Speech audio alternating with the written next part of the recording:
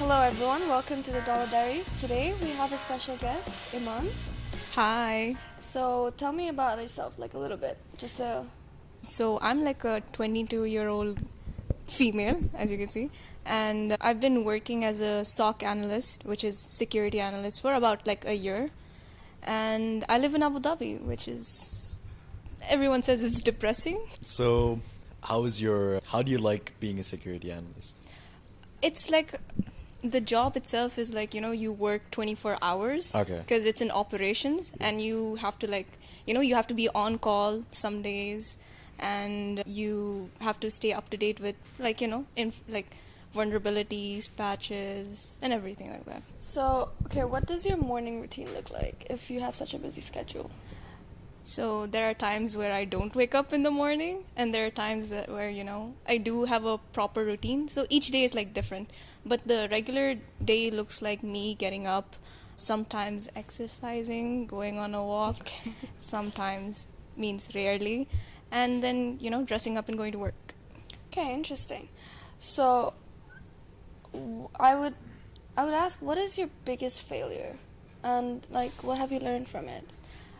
My biggest failure would be my second job, I would say. Didn't like the work so much, and didn't like the people that I was working with, and I didn't know how to handle the situation. Yeah, that's it. So obviously you've learned better now. Hopefully. Okay. What was your second job?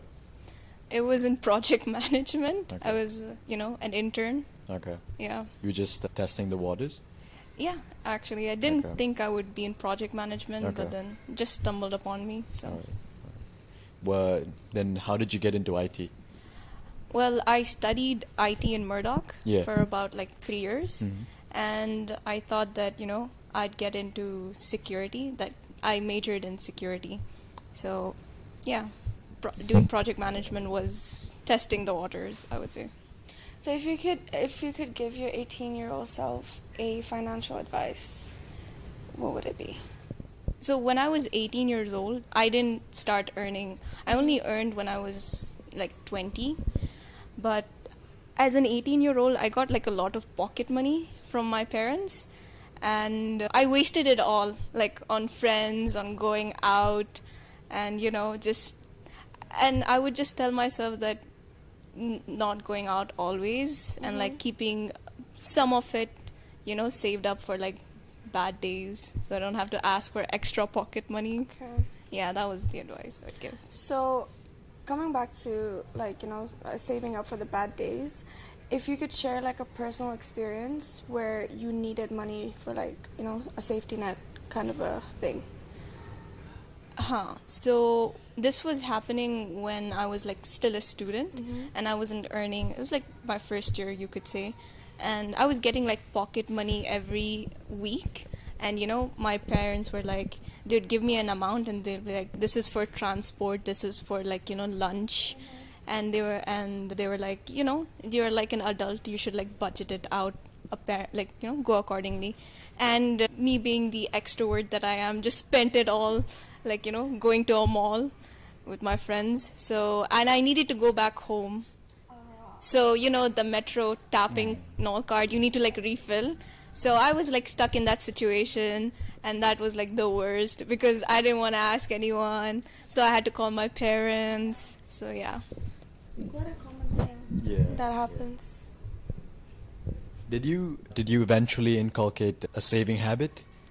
So when I got my first actual job, which is this one, I got a lot of advices from everyone, okay? From my parents, from my coworkers, from uncles in my building.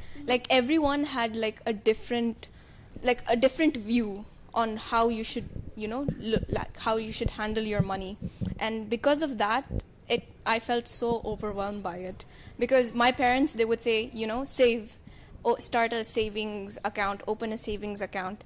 And then my coworkers was don't save, saving is for poor people. You should invest. You should start investing at this age, in this market. And then the uncles are forget investing. Just invest in national bonds, or don't. So there was so many opinions coming to me, and I started earning at I would say I started earning at 20, and I didn't know who to listen to, and I didn't want to make that wrong decision because they would be like, oh, look at this person, they have done this, like this person has done whatever and he's suffering because of this. And because of that I didn't make any decision.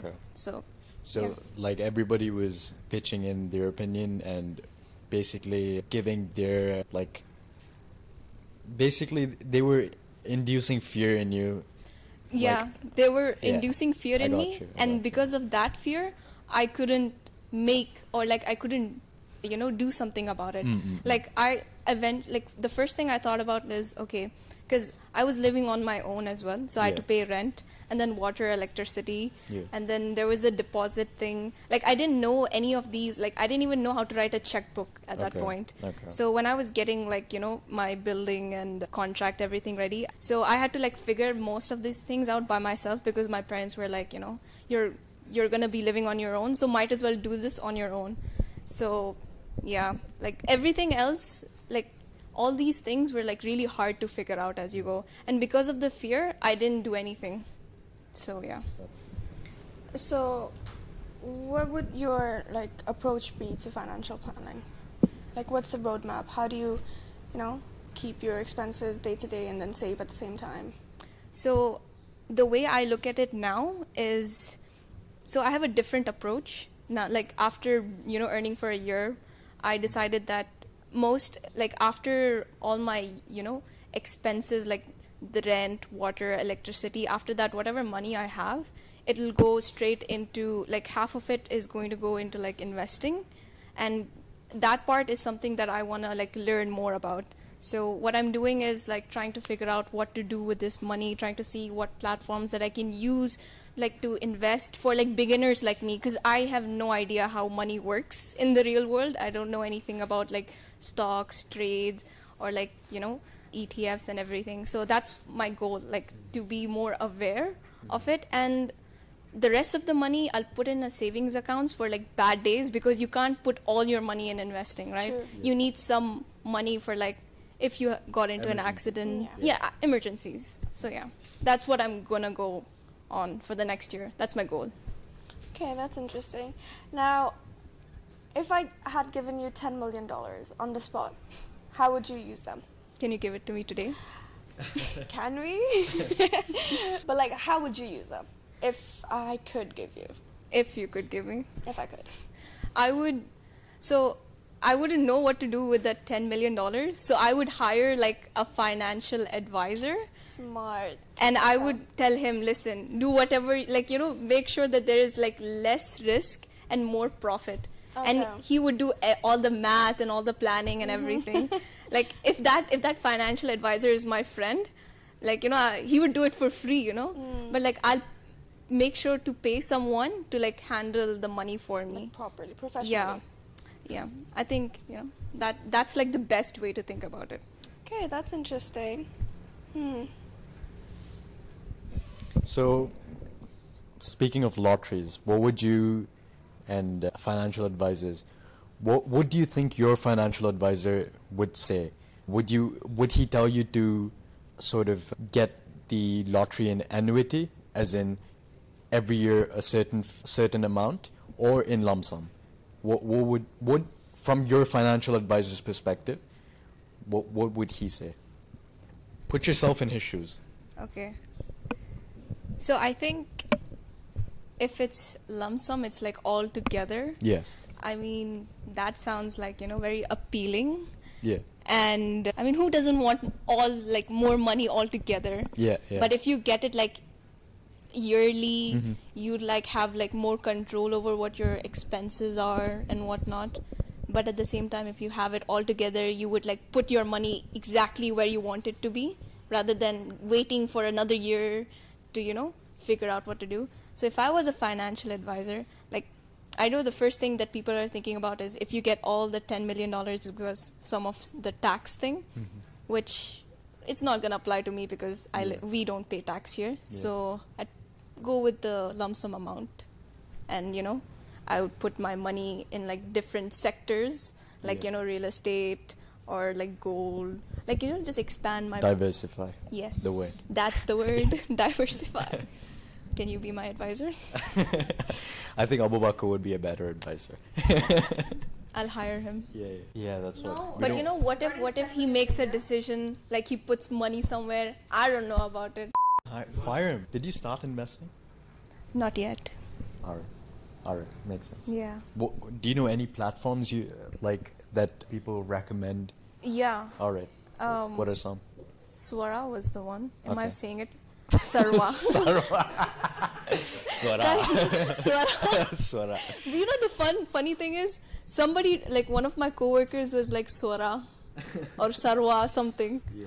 And he said it the wrong way and I just remember it like that. Yeah. I don't know. Yeah.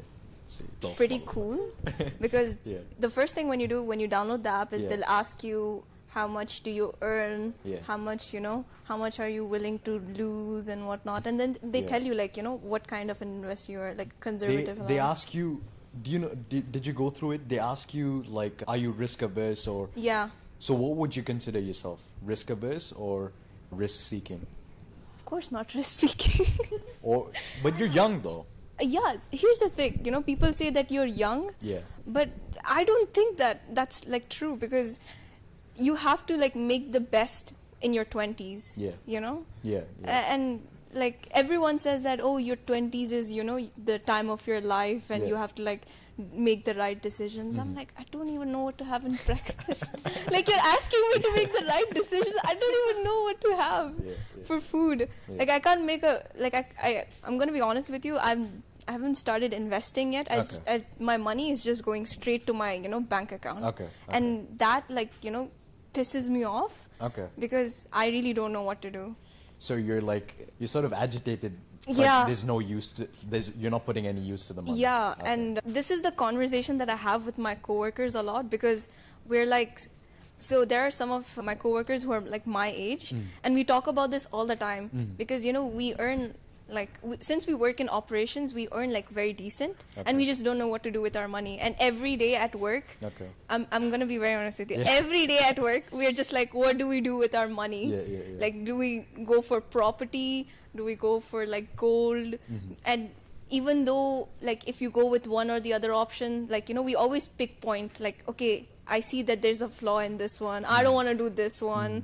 And everyone has their thing. So I don't know, like So do you have any like goals that you want to achieve regarding saving money? goals for this year. Yeah. Actually, Or like not even this year, like the next 5 years. next 5 What years. is your aim with your money? Like, what do you want to do? I want to be rich, guys. That's it. I just want to be rich. I want to retire when I'm like 27. That's my goal. I think it's like the Murdoch mindset. I want to be rich. Our work has influenced you too much. Wait, really? Everyone No has happiness. No happiness. Just I want to be rich. this? Everyone in Murdoch is like this? I mean, how many people have you interviewed? I mean, Yeah, Jamilah's pretty. She wants to be rich first. See, who doesn't want to be rich? Everybody wants to be rich, but contentment is also there, right? You want to be. Do you want to be content first, or do you want to be rich first? See, if I think I'm that's a good rich, question. I'll be content. Okay. Yeah, it goes one way. It doesn't go both ways. If you have money, you're content. You think it goes hand in hand? See, Okay. Murdoch mindset, okay? Okay. Murdoch mindset. I'm Middlesex, so I wouldn't know. Oh my God, you guys are already rich. These guys are already. You guys don't have a say in this because you guys are already rich. Oh God. Yeah, spoiled brats. Guys. Sorry. I went to Middlesex because I was shit. Like I didn't have any other choice, so unfortunately. Yeah, you all say that. Yeah. All Middlesex people say that. Yeah, you have a choice next to us. Yeah. I should have studied with you guys. At least I would have wanted to be rich, first, and then I would have been like rich. If I'm rich, I'd be content. I'd have that. Exactly. I'd have that mindset. See, I'm being sarcastic, by the way.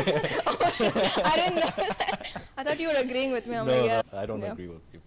Oh, I'm disagreeable. Oh shit. Yeah. That's why you're So in what's your Middlesex. opinion on this? I think contentment is different from being rich. How is it? I think contentment is sort of you have a goal in mind and you're happy. Happiness is like There's an up and a down, right? Happiness is basically an up. Contentment is middle ground, right? So how can you? The basic consensus is how rich is rich, you know. So do you get what I mean? Yeah, how I do. rich is rich? If you ask yourself how rich is rich, then there wouldn't be contentment. Do you get what I mean? There would just be like it's a constant cycle. You want to be richer and richer and richer. You haven't defined what rich is. Like, do you want to be the 1%? Do you want to be the top like 0.1%?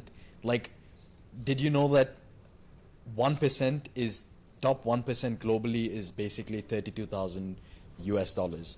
So would you consider yourself rich if you've like sort of achieved that $32,000 because you're basically you're better than most people in the world.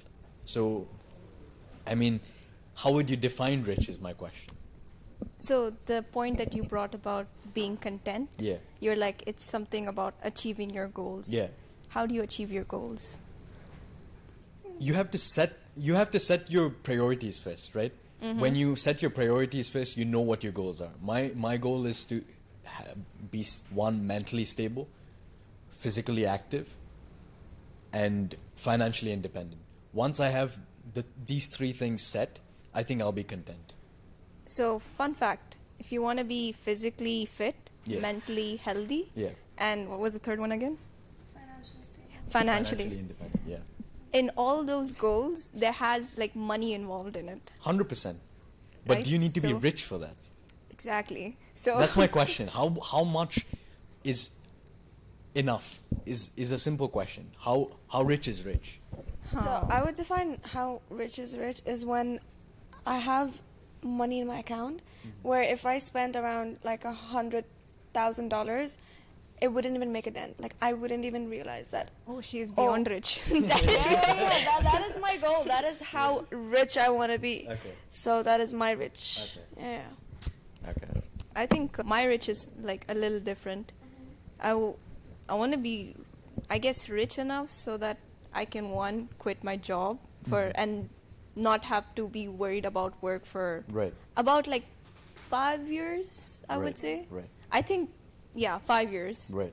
That's how I'm gonna put it at 5 Yeah, years. yeah. And then enough money to like, buy a house, Right. buy a car. I think I would consider that as rich. And buy a house and car not based off of like any loans or any mortgage. I think that's my rich. Yeah. Yeah, what about you? What's your rich? I think for me, like, I agree with you, like that most of the things which sort of enrich your life, like physical health, financial stability, and mental health, basically involves you being financially independent. But I wouldn't consider being financially independent as rich. So for me, my main goal isn't I want to be rich, right? My main goal is I want to have good relationships with everyone in my life, right? I want to be healthy. I want to be happy. And yeah, I never see, even if you ask me, would you ever, what's the car you would always go for? What's your dream car? I would probably choose Mercedes? a Porsche.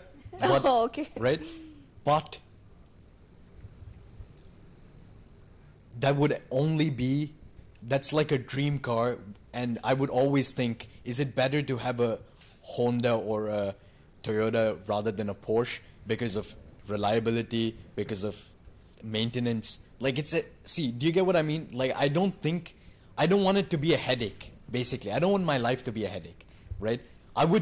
It's good to dream big, and that's what, if I were to have a car, I would have a Porsche. But my main mode of transport would be probably a Honda or a Toyota. I've always said. Even if you were rich. Even if I was rich. But wouldn't you want to earn to the point where you could afford that and 100%. not have it like as a headache, like maintenance? Okay, fine, take it to the garage, get it fixed, and then sure. yeah. For sure. But that's what, when you, for example, when I say I want a Porsche, right, and I'm like, maintenance would be a headache. Like, it's coming from a very Lazy person. no, middle class perspective. But you're rich at that point, so you can take care of the maintenance and everything. Yeah, but do you get my mindset is to first be financially stable and then think about like, okay, I want to maybe start a business, I want to do this. Maybe that shows more of my attitude. Like, I'm more risk averse. Do you get what I mean? Like, being rich is everyone's dream. It's not only a Murdoch dream. Yeah, I was just kidding. Yeah, it's not. It's everyone's dream, right? But it's middle six students' reality. Yeah. You guys are jabbing at me. Yeah, but it's just that because like, I'll just give you my perspective because my family's been through ups and downs in terms of financial stability. My main aim is never to get rich, but just to be financially independent, financially stable, right? Being rich is just sort of is an add-on. Yeah, you're right. Add-on. And it's also like a byproduct of your hard work. So Makes sense.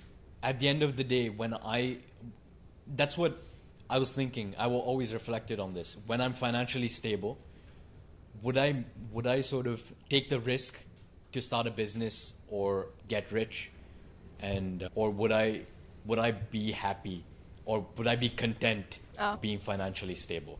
So I throw that question to you. Like, would you ever take this risk once you're financially stable and financially independent? You have money to sort of live off 5 years. Would you start a business? What's your... I mean, if I'm financially stable for 5 years, and if I have like a good idea that I'm really passionate about or like will work in the market, then yeah, sure, why not? Yeah. Like, having money and then being a entrepreneur, that's like, come on, who wouldn't want that? Then I'll buy you a Porsche, and then I'll... See? That's what I gotta be friends with you. Exactly. And I'll be you have to handle my money, so... Oh, that's fine. Benefits. I'll learn from Abubakr. we hire him. No, I gotta get the money. How about this? Yeah. I start a business. All right. Okay? I'll be your financial advisor. You can be the head of the, the Okay. finance department He and will make him do all the work. Okay, he'll be my posse. Yeah, exactly. Got it. Work under you. Yeah, you gotta work smart, Yeah. not hard. Got it. Exactly. Yeah. Just make him work. He'll be my little...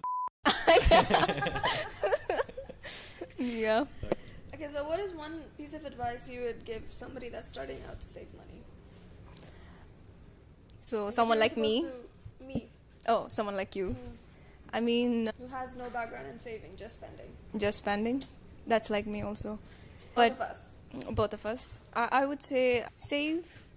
So there is a rule that I've heard of, which is like 30-20. I forgot what it was. But I like heard about that one as well, yeah. the main, focus on your main spending, which is like your, utilitarian things, which is, rent, this, that, and whatever. And then spend something on, something that you need, which is like maybe like new shoes, bags, whatever. And then save that 10% for like goes into your saving account. So someone who's starting out, like let's say by the age of 20 or 21, they started earning, they started putting some money in their account, like save for a year and do some research, as to, I started doing this late, but like do some research as much as when you're saving as to what to do with that money. Yeah, I think that would be, if I had to do all of this again, I would do that and not wait for a year. Okay, so Like- start early, basically. Start earning and start researching, I would say. Yeah, or like, hire someone, like your friend. You, basically. Why that? I'll steal your money. Yeah. And also I'll like, sue you. like talking about this is also pretty good. Like having friends, because I didn't know any of this. I was like very clueless. It only came to a point where, people started asking me, what do you do with your money? And parents, start calling me like, beta, what are you doing with your life and whatnot. So starting a conversation is also good, I would say. Sorry, starting a? Starting a conversation about like what do you do with your money, like how do you go about Okay, it. just ask. Yeah, just asking, I guess, because you can learn a lot more. That's a wrap. That's all right. I feel like I spoke too much in the middle. Thanks for having me. And thank you guys for watching us. Until next time. Peace. Wow. Wait, can we cut this? Because I have no idea what to ask now. And I'm trying to tell you to put the mic down, not give it to me. Oh, okay, my bad. So, wait, you were trying to tell me to put the mic down? Yeah. But I'm not loud. You were pretty loud. He did the sign that you told him He to did do this, but I thought that was go up. You're the one who made up the sign. Go- You're so excited about it. All right. Yeah, that's true.